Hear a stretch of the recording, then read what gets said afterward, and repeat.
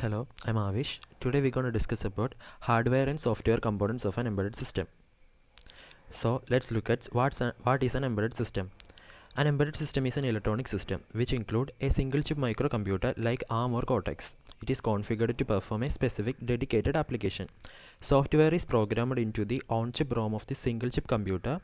This software is not accessible to the user and software solves only a limited range of problems. Here, the microcomputer is embedded or hidden inside the system. A very embedded microcomputer system accepts input, perform computations and generate outputs and run in real time. Components of an embedded system is divided into two: hardware components and software components. Hardware components of an embedded system includes processor, power source, clocking circuits, memory, timer, serial and parallel ports, interrupt controller and system application specific circuits. Let's look at the processor. The processor is the heart of the embedded system. The main criteria of the processor are the processing power needed to perform the task within the system. Processor can be the following categories: general purpose processor, microprocessor, microcontroller, embedded processor, digital signal processor, media processor, application specific system processor, application specific instruction processors. Next, power source. The three possible methods of providing power to an embedded systems are: system on power supply, from a system to which an embedded system interface, for example network card; charge pump concept used in a system of little power needs, example mouse or contactless smart card. Now, clocking circuits. The clock controls the time for executing an instruction. The clock controls the various clocking requirements of CPU, timer, etc. For this, clocking circuit provides highly stable clock pulses. Now, memory. An embedded system uses different types of memory modules for a wide range of tasks such as storage of software code and instruction for hardware. There are different varieties of memories in an embedded system, each having their own particular mode of operation. An efficient memory increases the performance of embedded systems. Various forms of memory. Next, timer. Embedded system often requires mechanisms for counting the occurrence of events and performing tasks at regular intervals. Timer is a device which counts the input at a regular interval of clock pulses at its input.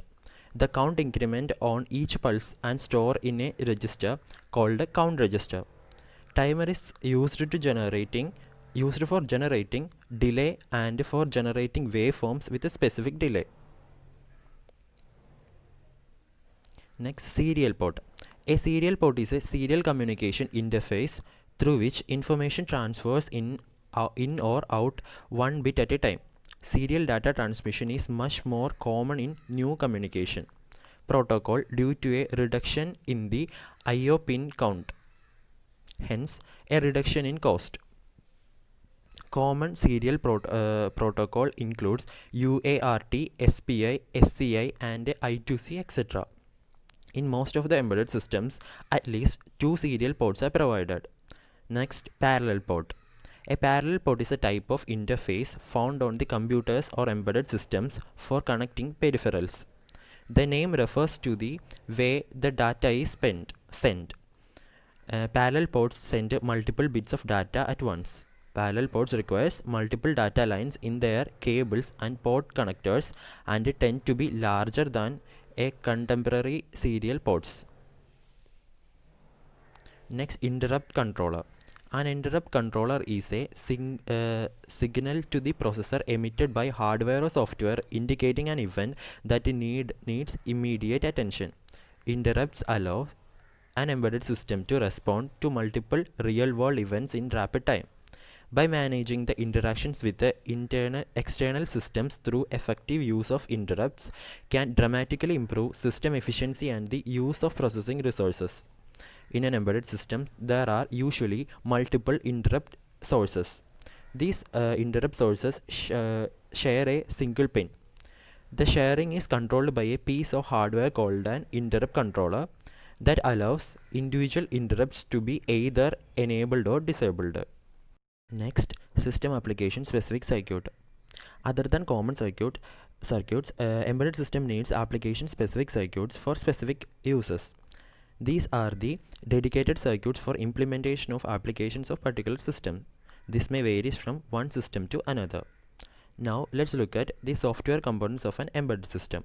Once the hardware is completed, we need to build the software for an embedded devices. There are different software tools for programming and coding.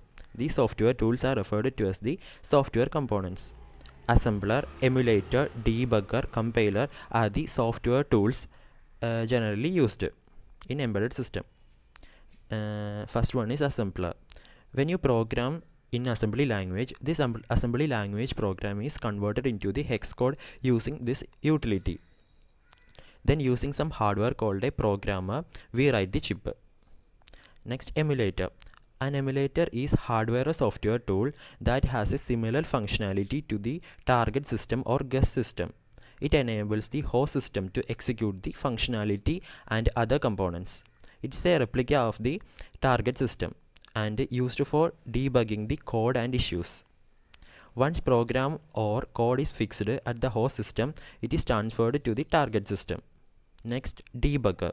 Sometimes we are not getting expected results or output due to errors or bug. There are certain tools that are specifically used for debugging process, where we can see the control flow and the register value to identify the issue. Last one is compiler. A compiler is a software tool that converts one programming language into target code that a machine can understand. The compiler basically used for translating high-level language into low-level language like machine code, assembly language or object code. Thank you.